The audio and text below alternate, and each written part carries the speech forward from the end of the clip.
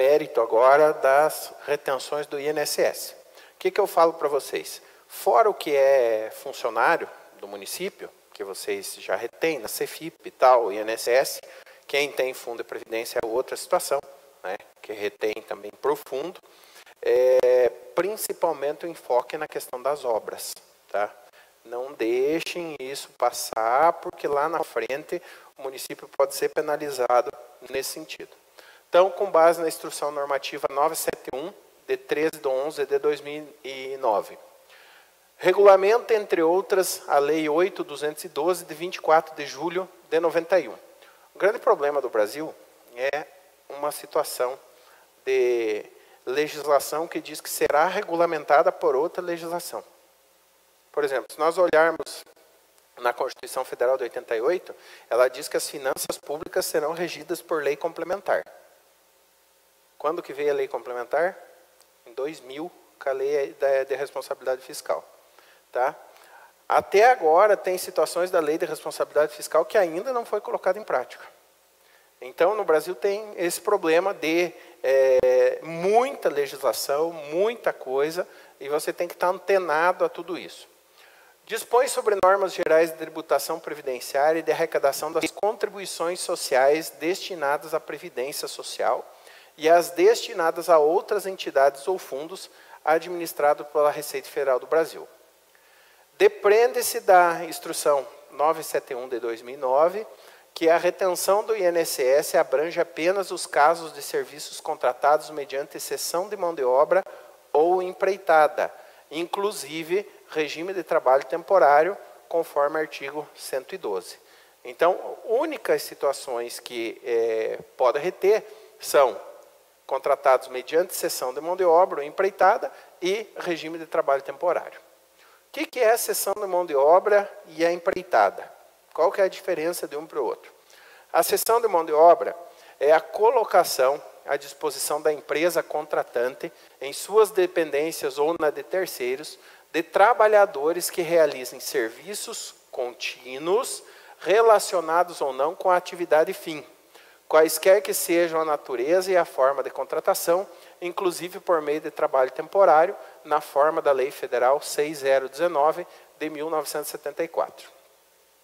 A empreitada é a execução contratualmente estabelecida de tarefa de mão de obra ou de serviço por preço ajustado, com ou sem fornecimento de material ou uso de equipamentos, realizados na dependência da empresa contratante, na de terceiros ou de empresa contratada, tendo como objeto um resultado pretendido.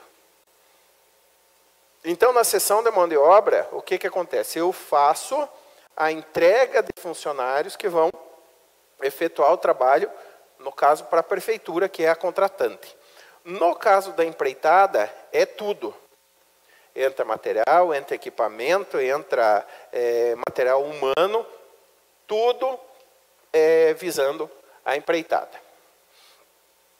Da obrigação principal da retenção. O artigo 112 diz que a empresa contratante de serviços prestados, mediante cessão de mão de obra ou empreitada, inclusive em regime de trabalho temporário, a partir da competência de fevereiro de 99, deverá reter 11% do valor bruto da nota fiscal, da fatura ou do recibo de prestação de serviços e recolher à Previdência Social a importância retida em documento da arrecadação identificado com a denominação social e CNPJ da empresa contratada, observando o disposto no artigo 79 e no artigo 145. Como que funciona na prática isso? Veio a nota fiscal da empresa, prestou o serviço, eu vou efetuar os cálculos de acordo com os percentuais estabelecidos na legislação para cálculo do INSS. Vou gerar uma guia no nome da empresa, vou efetuar o pagamento dessa guia e vou encaminhar uma cópia da guia para a empresa fazer os trâmites legais dela para diminuir do total que ela tem que recolher para o INSS. Então, funciona assim, o município contratou, o município retém e paga a guia ele mesmo. Se eu emitir a guia, dá para a empresa pagar a guia, e a empresa trazer a guia paga, posso pagar normal o valor integral? Posso, normalmente, desde que o comprovante volte e fique comprovado que ela pagou, né? O ideal é que se retenha, tá? Tem alguns contadores e alguns secretários de finanças que falam assim, eu não vou criar coisa na 94, tira a guia, o cara vai lá que paga a guia com o dinheiro dele, e daí ele vem aqui e nós pagamos o que ele tem de direito. Não vejo problema nenhum, desde que o comprovante da guia venha. Agora, se for um convênio, provavelmente vai ser exigido pelo concedente, por quem repassou o dinheiro, os encargos sociais. Os encargos sociais têm que ser pagos com a conta do convênio. Se eu pagar ela na integralidade da nota, porque eu tenho o comprovante, o dinheiro não vai sair da conta do convênio. E como que eu presto conta disso? Então, não é uma receita de bolo. Volto a dizer, conforme a situação, você pode fazer isso. Conforme a situação, é viável que não se faça. Tá? Por exemplo, o convênio está lá. Eu vou dar a guia para ele, ele vai pagar, e o dinheiro que eu teria que pagar a guia para comprovar o pagamento da guia pela conta do convênio, eu paguei o dinheiro todo para ele. Pode ser que o concedente reclame nesse sentido e até possa gerar uma reprovação de conta. Tá? Para fins do disposto no caput, a empresa contratada deverá emitir nota fiscal, fatura ou recibo de prestação de serviços específica para os serviços prestados em condições especiais pelos segurados, ou discriminar o valor desses na nota fiscal, na fatura ou no recibo de prestação de serviço. Artigo 113. O valor retido na forma do artigo 112 poderá ser compensado com as contribuições devidas à Previdência Social ou ser objeto de pedido de restituição por qualquer estabelecimento da empresa contratada na forma da Instrução Normativa 900 de 2008. Tá?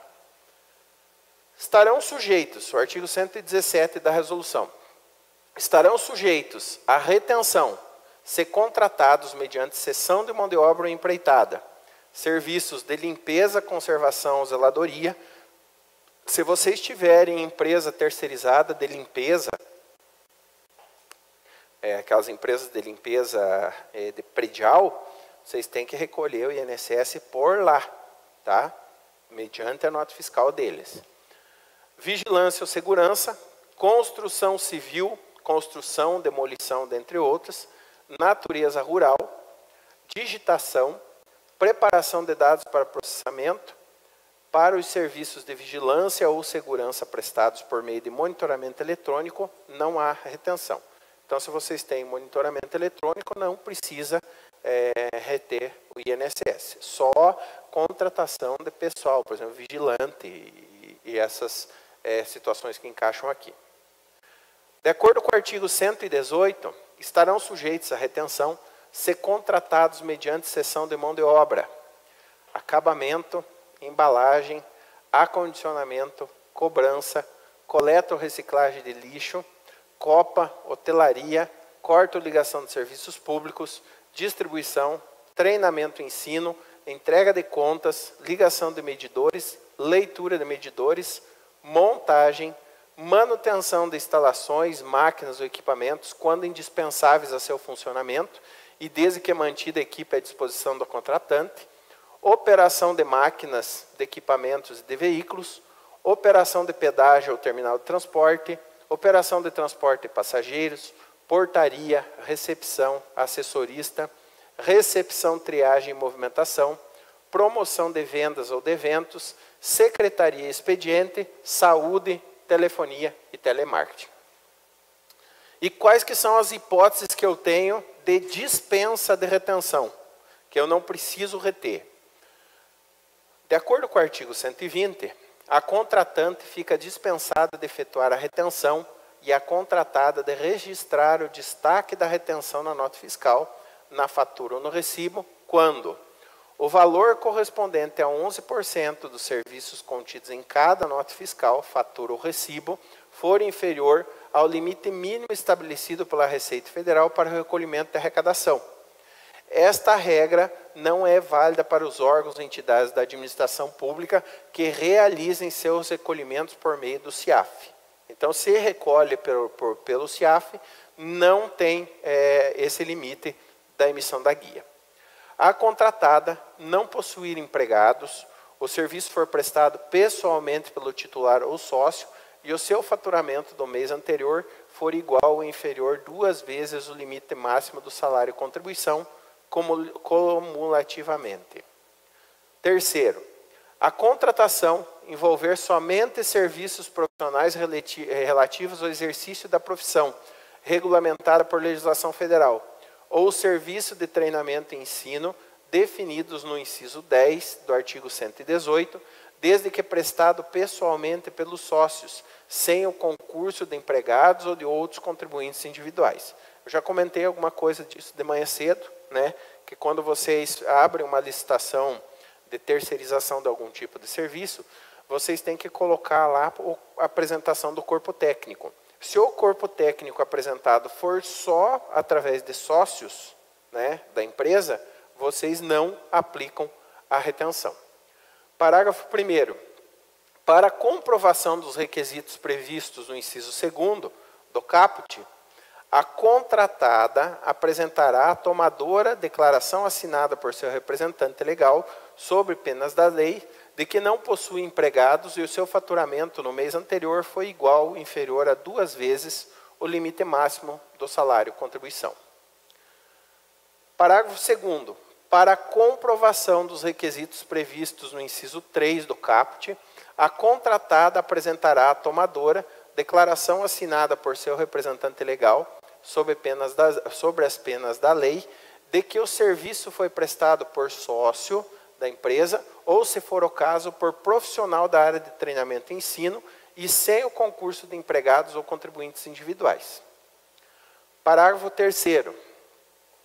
Para fins do disposto no inciso 3 do caput, são serviços profissionais regulamentados pela legislação federal, dentre outros, os prestados por administradores, advogados, aeroviários, agenciadores de propaganda, agrônomos, arquitetos, arquivistas, assistentes sociais, auxiliares de laboratório, bibliotecários, biólogos, cirurgiões dentistas, contabilistas, economistas, enfermeiros, engenheiros, estatísticos, farmacêuticos, fisioterapeutas, fonoaudiólogos, geólogos, jornalistas profissionais, leiloeiros, médicos, meteorologistas, nutricionistas, psicólogos, publicitários, químicos, radialistas, secretárias, técnicas de arquivos, técnico em radiologia e os tecnólogos.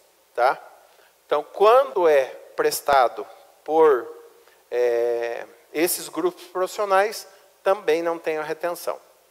Outras hipóteses de não existir retenção: contratação de serviços prestados por trabalhadores avulsos ou com intermédio de sindicato da categoria ou órgão gestor da mão de obra. B. Quando a empreitada for total. C. Quando a contratação da entidade beneficente ou da assistência social isenta de contribuições sociais. D. For contribuinte individual equiparado à pessoa física. E. Contratação de serviço de transporte e cargas a partir de 10 de junho de 2003, data da publicação no Diário Oficial da União. Aos órgãos públicos da administração direta, autarquias e fundações, quando contratantes de mão de obra de construção civil, por meio de empreitada total ou parcial, ressalvando o caso de contratarem serviços de construção civil mediante cessão de mão de obra ou empreitada. Temos que ter muito cuidado. A retenção obrigatória na construção civil, retenção obrigatória. Na construção civil, a retenção é obrigatória nos seguintes casos. Tá? Quando a empreitada for parcial, execução de parte da obra com ou sem fornecimento de material. Subempreitada, subcontratação para execução de partes de obra. Prestação de serviços na construção civil e reforma de pequeno valor, quando a alteração da área construída e com custo estimado total inferior a 20 vezes o limite máximo do salário contribuição vigente na data do início da obra. Muito cuidado aqui com essa questão quando vocês têm reforma lá. Eu vi uns casos esses dias de uma prefeitura em que ela fez ampliação de sala de aula, tipo construiu 3, 4 salas de aula num colégio, só que ela fez assim, ela fez uma licitação do material e comprou o material. E contratou, fez uma licitação 33.90.39, serviços técnicos, pessoa jurídica, para contratar a empresa para montar os pré-moldados das salas de aula e para pintar e reformar. Tá certo isso ou não? Não, porque teve ampliação de área. Quando tem ampliação de área, construção nova, é obra. Tem que ser empenhado na 44.90.51. Tá? Então, quando vocês forem pagar alguma coisa, dá uma observada nisso. Reforma, reforma, serviços de pintura, etc. e tal, quando não aumentou a área do bem. Se aumentou a área do bem, tem que abrir uma intervenção e tem que colocar uma SEI e efetuar isso. Tá?